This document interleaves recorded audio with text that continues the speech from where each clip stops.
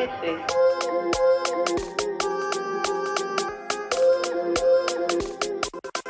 morning from Yerushalayim.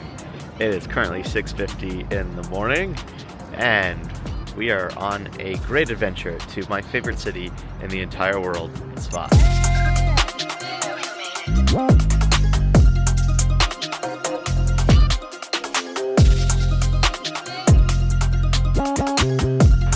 Okay, welcome to Tzfas. We made it. Now we got a short walk to my hotel so I can drop off my bags, and then we can begin exploring. Getting to Tzfas was the easy part, but finding the hotel was pretty tricky. On Google, the address was listed as one place, but in reality, when I got there, it was just a park, so I was not planning on staying in a park. I needed to find my hotel, so that took me some time, but eventually we got there. I found the hotel, I settled down, I was able to daven, and then began my adventures of exploring the holy city. Okay, here we go. Bags have been dropped, we've davened, and now let's go explore. First item on the agenda is food, because I haven't eaten since dinner last night, so I'm a little hungry. So we're going to start with that. So let's go see what we can find. There are plenty of options. I have no cravings specifically, so whatever it is that we find, I'm sure will be delicious, but let's go see what food there is out there for us. One very interesting thing you'll find about Tzfas is the amount of steps that are here in this city. There's steps and stairs everywhere. Not only because they're also built on a mountain, but also it's about the idea of always trying to get higher and higher. So you could say it's also a Kabbalistic thing, but there's a lot of steps.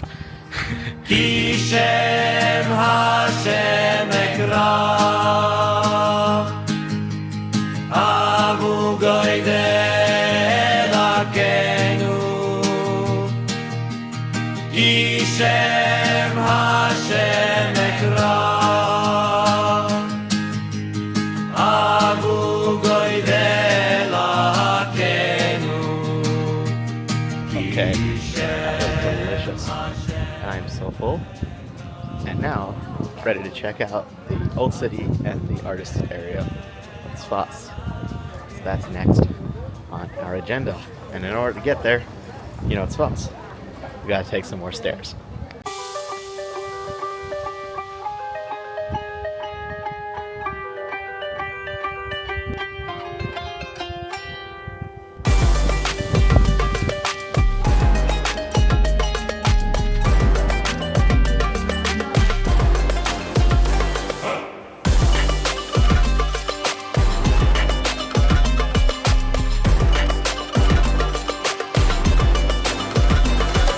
November 2017, I stood at this exact spot and took what became one of my favorite profile photos, but I don't look like that anymore.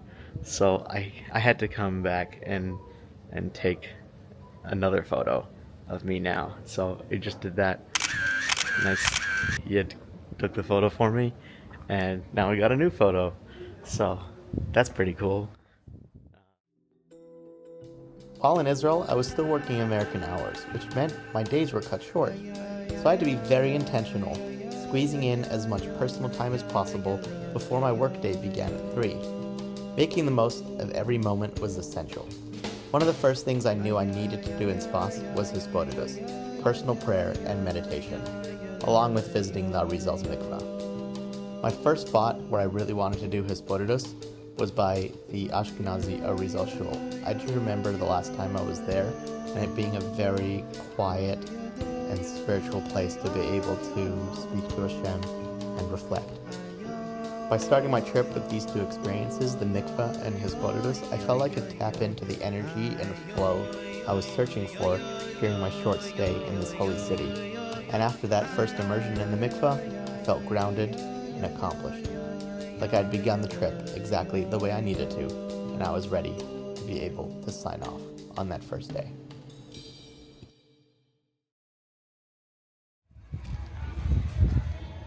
Good morning. It's day number 2 here in the holy city of Tzfas. I've davened, and now we're ready to begin our day. So we're gonna start off with some breakfast, fuel the day. Then we've got a whole itinerary of things to do and things to see in this holy city.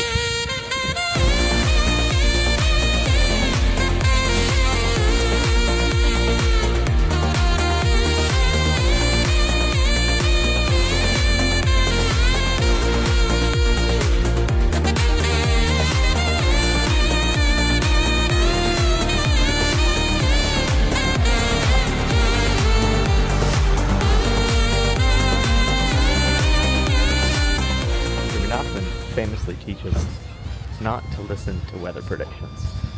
And that is indeed correct, because it didn't say it was supposed to rain last night, but it rained pretty hard, and now the streets are a little slippery, but other than that, that's good.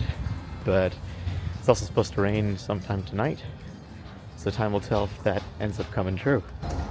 Who can say that on their walk to breakfast they get such a stunning view? I mean, come on. Look at this. Is that just like the best view or what? It's incredible. You can see so far. The last time I was here in Tzfas was on Yeshiva Shabbaton, and I remember looking out the window and I told my rabbi, I was like, I could live here. He's like, Yosef, you're crazy. I'm like, what do you mean, Rabbi? Look at these views. How could you not want to? Like, you open up your window and boom, you see like the hills of Israel, Mount Meron, like all the hills as far as you could see. Like, you can't beat that. It's incredible. This is what Rav Yosef Cairo, Rizal, Rav Shlomo Kabetz, all these like great tzaddikim who've influenced so much of Jewish life. Like, this is where they were living, and these are the views. Of course, how could they not be inspired to be able to author halacha and Kabbalistic thought? It's amazing. So, taking a quick break here from all the walking. But you know what? This is a good spot for us to maybe chat a little bit. I have a roommate in the hotel I'm staying in, which is more like a hostel, and a very sweet guy by the name of Ofek. And something really cool about Ofek is that he's actually in the middle of a really awesome hike called Yosef Yisrael, where some people go north to south. He's going south to north and literally walking the entire length of Israel. He's taking his time. He's exploring all the cities. He's meeting new people. He's checking out all the cool spots along the way.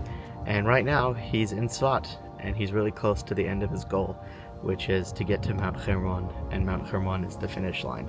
So it's quite an amazing task. So we were talking a bit last night, getting to know each other a little bit, and I asked him, like, how has this trip perhaps impacted your connection to Judaism? One thing he shared is that as he's been going on this journey across the length of Israel, he shared that one thing that he's gotten really connected to is the bracha of shehakol. And saying the bracha, even if you're not wearing a kippah, just recognizing that there's a creator who is in charge and controls the entire world.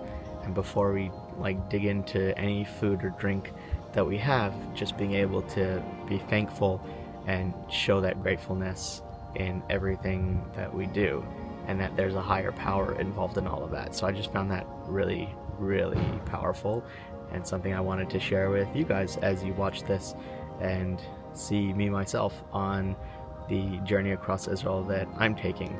And my hope for this video has always been that it's not just like a vlog where you get to see me eat, drink, walk, and see Israel myself, but hopefully also by the end of this that you can yourself walk away like you've learned something too.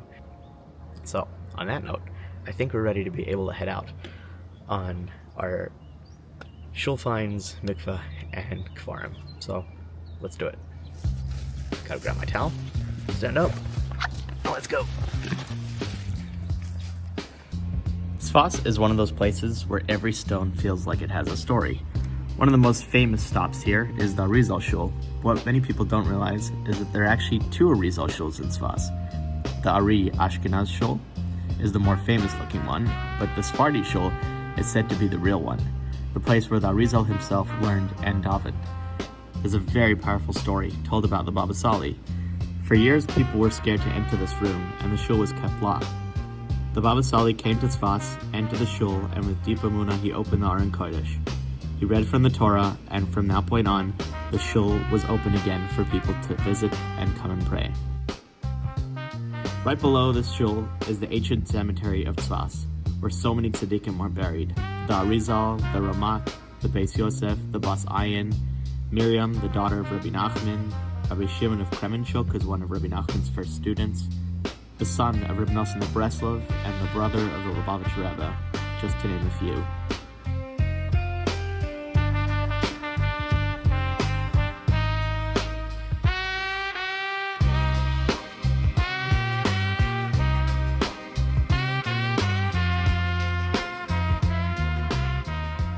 To finish off day 2, there's only one spot I wanted to be, and that was the Breslov Shul, in the community founded by the Koenig family called Kiryat Breslov.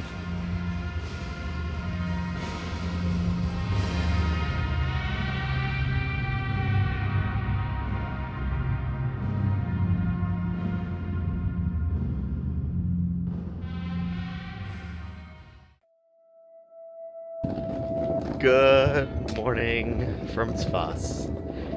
It's day number 3, but also the last one. So that means our Tzfas trip is coming to an end.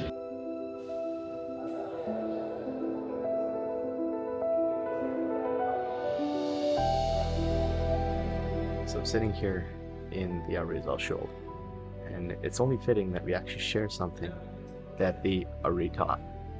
And one of the things that Arizal focused on was kavanas and mystical intentions when it comes to davening and when it comes to mitzvahs. And one particular thing that the Arizal instituted was the following phrase to be able to think about and internalize before you start davening. This phrase goes, "Hareinu mekabel alai mitzvahs aseh shel v'ahavta l'reacha kamocha." That I, behold, accept upon myself the positive mitzvah of loving a fellow Jew as myself. Now, if you don't have this character trait and you can't love a fellow Jew as you would yourself, or you can't internalize the phrase of don't do unto others what you wouldn't want others to do to you, then you're missing the entire point of the Torah, because the whole point of the Torah is the idea of being able to treat others as you'd want to be treated. It's all about the connection of how do I connect to God. There's ideas of mitzvahs of bein adam l'makom, connecting from man to God, but there's also mitzvahs of bein adam l'chavera, between man and his fellow. So if you're going into tefillah and you can't internalize the phrase of v'ahavta l'reacha kamocha, loving your neighbor as yourself, then you're missing all these major commandments. So what are you doing going to pray to the King of the world when you're telling the King of the world, listen, there's all these portions of mitzvahs that I don't really connect to. I can't really connect to a fellow man. I don't love other people. I don't really treat them like I would want to be treated. So it's wait a second, you're going to the King of the world, but you can't show him that these mitzvahs, these commandments are important to you. You have to be able to internalize these, because this is the major components of Judaism and how we behave with other people and how we behave with the world and how we are a light unto the nations. So you have to go into tefillah being able to act upon and really feel that you love every single person as you would yourself. And that starts also with loving yourself. You have to love yourself, and then you also have to love other people. So this is a very, very major component in tefillah and how we approach tefillah, because also our prayers are split between davening for our own needs, but also davening for the needs of others, our community, and the world. So these are also very, very major components in tefillah itself. So on that note, let's continue going. We got to get to the gallery, and then after that, we got to head out. Unfortunately, our Tzfas journey is coming to an end, but it's been great, and God willing, we'll be here very, very soon. Next up, we return to Yerushalayim for the final days of my journey, concluding the trip where it all began, in the holy stones of the Western Wall. Thanks so much for coming along with me to Tzfas. Hope you all enjoyed. Stay tuned for part 3.